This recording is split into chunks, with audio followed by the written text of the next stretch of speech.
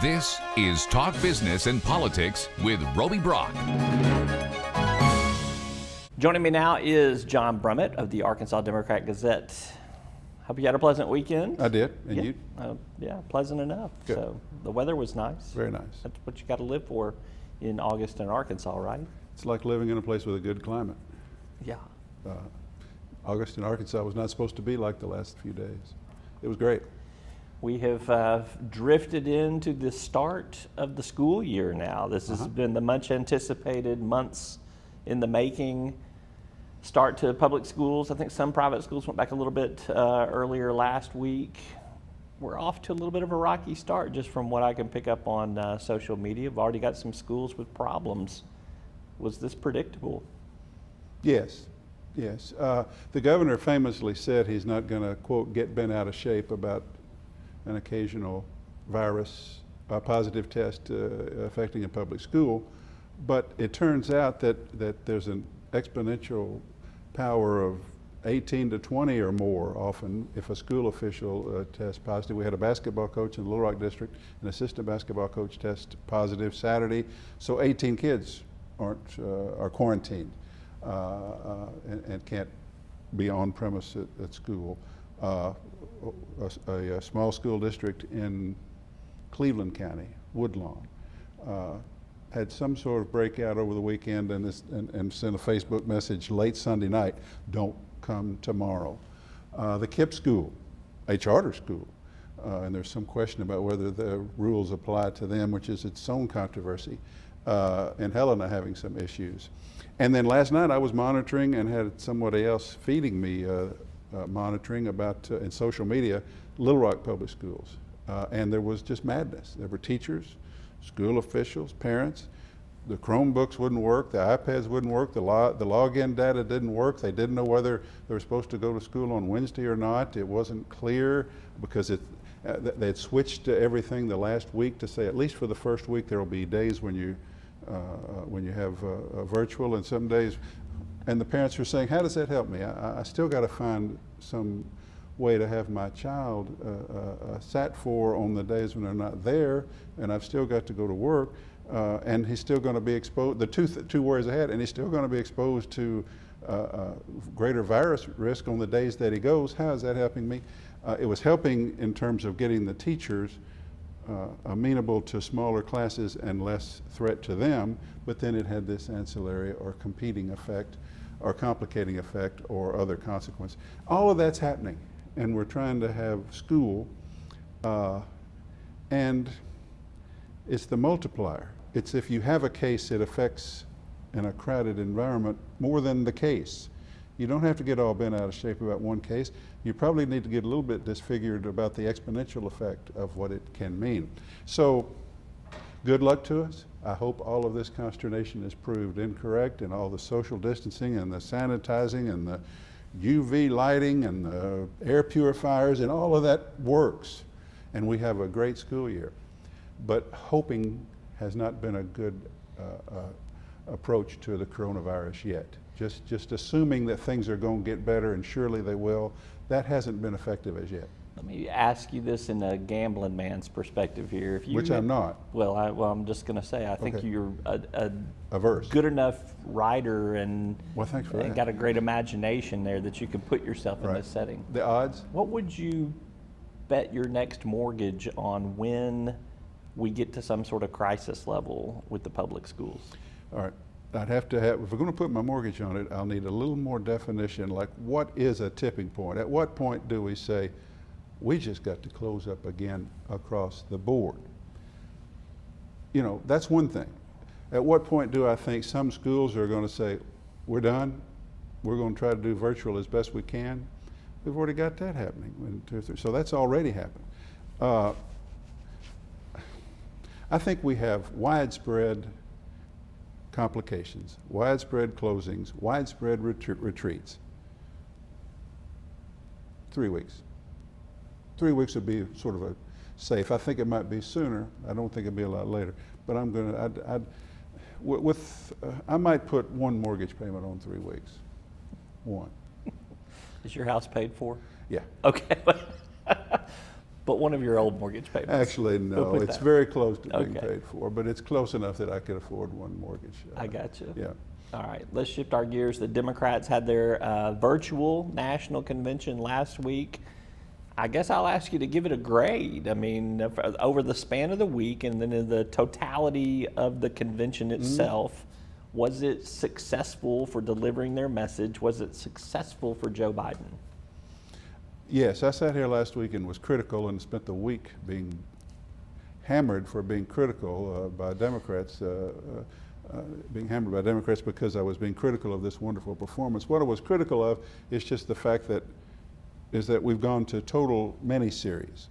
At least the conventions the last few years weren't full video presentations produced by the Super Bowl halftime show producer, or this week the Celebrity Apprentice director is going to do that. Now they're just total, unabashed, no kidding TV shows. I lament that. I don't think your news coverage should be given over to people's free advertising. Just don't. However, with the virus, with the digital age, that's what's happened. That's the rule by which the game was played. It was at least an A- for the Democrats. I mean, that was a good week. I don't think the ratings were high enough. I don't think enough people watched it for it to be as effective as it might. But they didn't have technical glitches. Their speakers were generally well chosen and on point with compelling messages and good biographies. Their special moments with Gabby Giffords and with the young man stuttering, with the metaphorical point that Joe Biden understands, Joe Biden cares, and the other guy doesn't, and use your voice, no matter how hard it might be, to help get rid of this guy and elect Joe. All of that was good. And Biden's speech. Yeah. For, So go the ahead. expectation was that he can't put two sentences together. He can't string it together. That was really Trump and the Republicans setting such a low bar of expectation. Well, as I said it was clear he was going to exceed it. Yeah, I said before the speech, my entry on Twitter was something to the effect that it's been a great week for the Democrats. Joe Biden has to close the deal by just getting done with his speech, basically. That's how low I said. Just don't quit in the middle and say, I can't do this. Finish the talk. That's literally how low I had the bar. He gave a B+ to A- speech, and he delivered it well. He delivered it forcefully. He did not appear to be in his dotage. He did not appear to be in early state of dementia. He appeared to be pretty robust. So yeah, it was and everything and the Democrats, I wrote about this yesterday, they made their show, I call it, their show will be Democratic Empathy. We care. Joe cares. Joe's a good guy. They don't care. He doesn't care. Trump is not a good guy. That was their theme. They didn't talk a lot about the issues that separate the AOCs from the moderates. Let's talk about the thing we agree on. This guy's horrible. Joe's a good guy. That was their show, and they performed it in an excellent fashion. So what are the expectations for the Republicans with their convention this week? They've got to somewhat technically match what the Democrats did, or there'll be some comparisons there that'll be a letdown, but at the same time messaging. And apparently we're going to hear messages from Donald Trump every night. Yeah, I think you're right. The Democrats managed to get the thing done without any clumsy on-air glitch. There wasn't a Bill Clinton Right. at Michael Dukakis convention moment. If the Republicans had such a glitch, it would take on, like I say, they can't even get this done, so that would take on some meaning. I think the Republican convention will be entirely different. It's not going to be feel good, and it's not going to be as produced. I think Trump, and this is, every once in a while I have to find myself in agreement with Trump. He said, it was all too taped. We need to be live. Good for you, Mr. President. And I think so there's not going to be a direct comparison. I think that I approve of that more. It makes it less of a contrived story and more something you got to perform live before an audience of maybe 50 socially distanced people. But their message is going to be darker. Democratic empathy last week, Joe's a good guy. The message this week is the Democratic dystopia. Look at these images from Wisconsin last night, Chicago 2 weeks ago, Portland. This is what defund the police means. This is what countenancing or putting up with this kind of violence means, and they would do that and we won't. And also, they're socialists. They're being taken over by socialists. Joe may tell you he's a nice guy, but look at the way you should fear them. That's what it's going to be mostly about. And yes, and also you said it's Trump every night. He's not going to speak every night. I just read. Some nights he's just not going to give a formal presentation. He's going to make an appearance.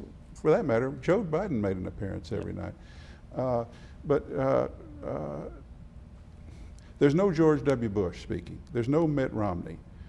There's no Republican who existed at the presidential level before this one as far as the contemporary Republican Party is concerned.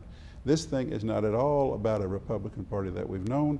This is Donald Trump's party. Yep. They may as well call it the Trump Party. And that's, it's going to be interesting how people see that. Well, even the tweet that announced that he was going to be a featured speaker on Thursday night, Senator Tom Cotton from Arkansas is going to have a pretty big primetime platform to speak from. He referenced it as Donald Trump's convention. Right. I'm going to be speaking Thursday night at Donald Trump's convention, not the Republican National Convention, but Donald Trump's convention. This will be a big moment for Senator Cotton, particularly if he's got the ambition for 2024 that he obviously has been channeling. What does he have to deliver, do you think? He's already kind of projected what he's going to talk about.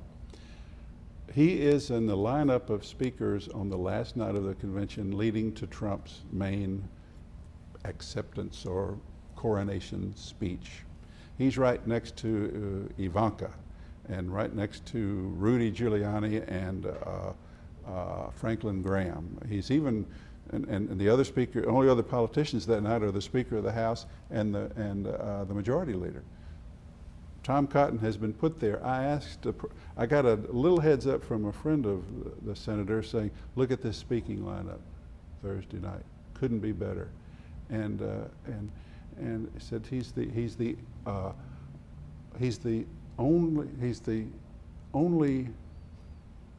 last politician to speak before, will be the last politician to speak before Trump speaks. And I said, I'm assuming Trump chose this. And this person said, of course. It's everything is micromanaged by Trump. It's his night.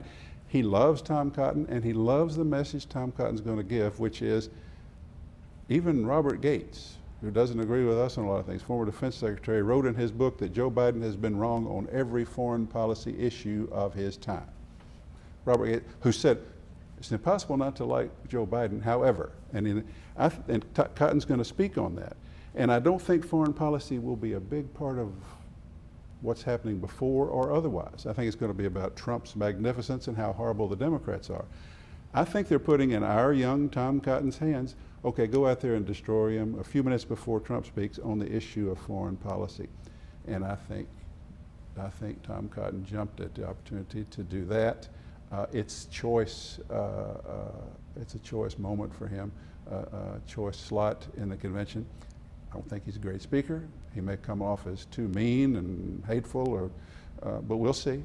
But his job, and the reason he's there, is to take his minutes and destroy Joe Biden's experience in terms of foreign policy. So that's a big moment.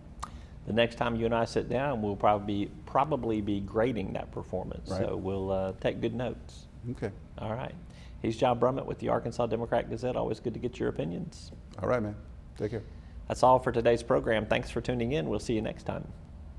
You'll find us at the end of a lot of long country roads, covering over 60% of the great state of Arkansas.